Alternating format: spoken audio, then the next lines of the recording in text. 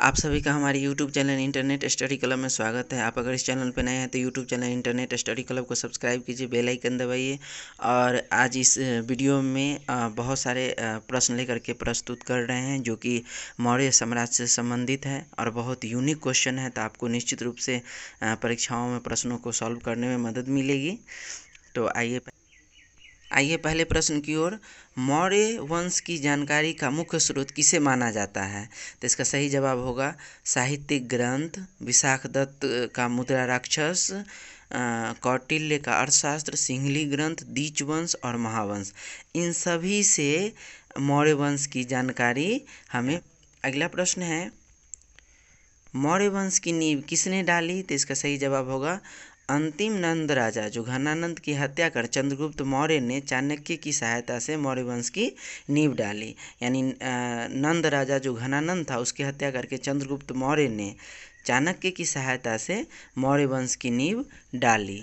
अगला प्रश्न है, भारतीय इतिहास में सबसे पहले अखिल भारतीय साम्राज्य की स्थापना करने का श्रेय किसे जाता है? तो इसका सही जवाब होगा चंद्रगुप्त मौर्य को। यानी भारतीय इतिहास में सबसे पहले अखिल भारतीय साम्राज्य की स्थापना करने का श्रेय तो चंद्रगुप्त मौर्य को जाता है।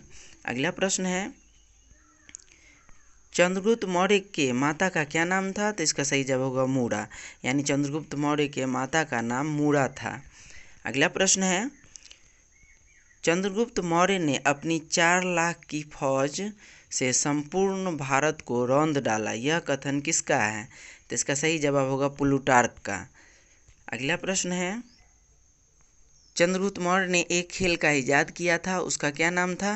तो इसका सही जवाब होगा राजकीलम। यानी चंद्रगुप्त मौर्य ने जिस खेल का इजाद किया था उसका नाम था राजकीलम। अगला प्रश्न है, यूनानियों ने चंद्रगुप्त मौर्य को कौन कौन से नामों से पुकारा? तो इसका सही जवाब होगा सेंड्रोकोट्स, एंड्रोकोट्स एंड पॉलीब्रोतस। यानी इन तीनों नामों से यूनानियों ने चंद्रगुप्त मौर्य को पुकारा। अगला प्रश्न है, सेंड्रोकोट्स, एंड्रोकोट्स, पॉलीब्रोथस आदि नामों से यूनानियों ने चंद्रगुप्त मौर्य को पुकारा, इस कथन की पुष्टि किसके द्वारा की गई? तो इसका सही जवाब होगा विलियम जोन्स के द्वारा। यानी इन सारे नामों से जो चंद्रगुप्त मौर्य को पुकारा गया यह किसका कथन था? तो विलियम जोन्स का कथन था। अगला प्रश्न है, चंद्रगुप्त मौर्य ने अपने कौन से पुत्र को तक्षशिला में हुए विद्रोह को कुचलने हेतु तक्षशिला भेजा था? तो इसका सही जवाब होगा बिंदुसार। यानी चंद्रगुप्त मौर्य ने तक्षशिला में हो रहे विद्रोह को कुचलने हेतु तक्षशिला किसे भेजा था? तो अपने पुत्र बिंदुसार को भेजा था।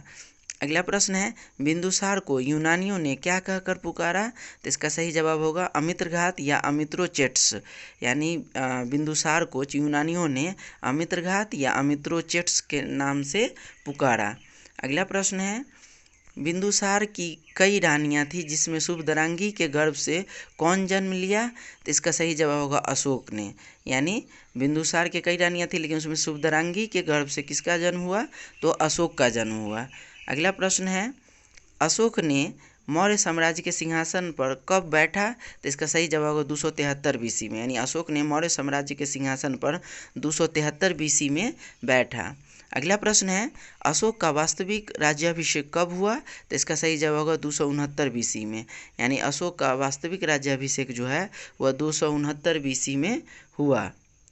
अगला प्रश्न है, अशोक ने कलिंग युद्ध कब किया? तो इसका सही जवाब होगा 261 बीसी में। यानी अशोक ने कलिंग युद्ध कब किया? तो 261 बीसी में अशोक ने कलिंग युद्ध किया।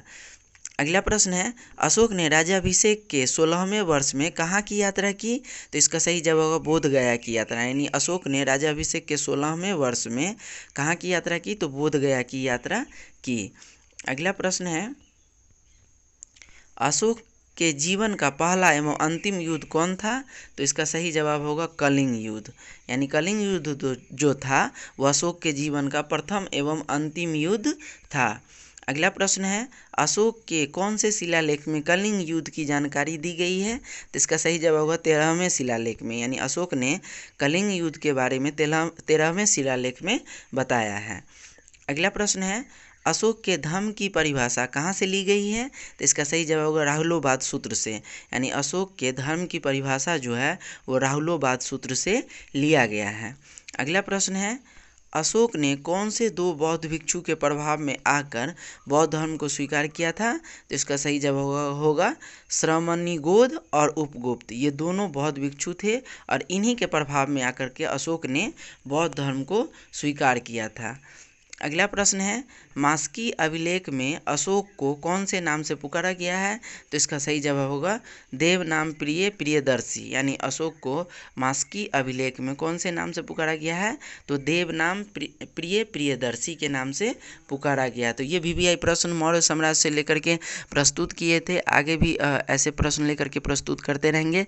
फिर से कहना चाहेंगे कि YouTube channel internet study club को सब्सक्राइब कीजिए, बेल आइकन दबाइए। वीडियो अच्छा लगता है, हेल्पफुल लगता है तो वीडियो को अपने व्हाट्सएप फेसबुक ग्रुप में शेयर कीजिए। थैंक्स।